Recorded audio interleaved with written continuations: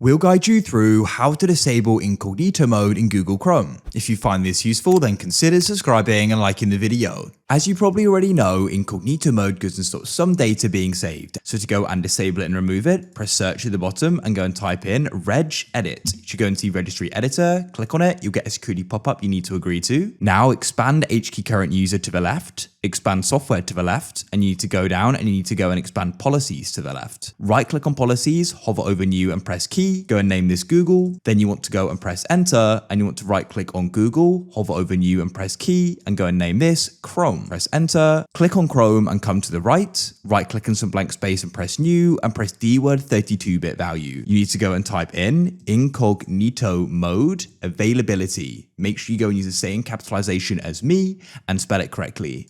Then you want to go and double click on it after you've gone and made it and change value data to 1. Press OK. Then what you can do is you're going to go and need to restart your computer. If you right click on Chrome in your taskbar, you'll see it's gone. If it's still there, it won't work. It'll open up a normal window. If I press the three dots in the top right, it's grayed out.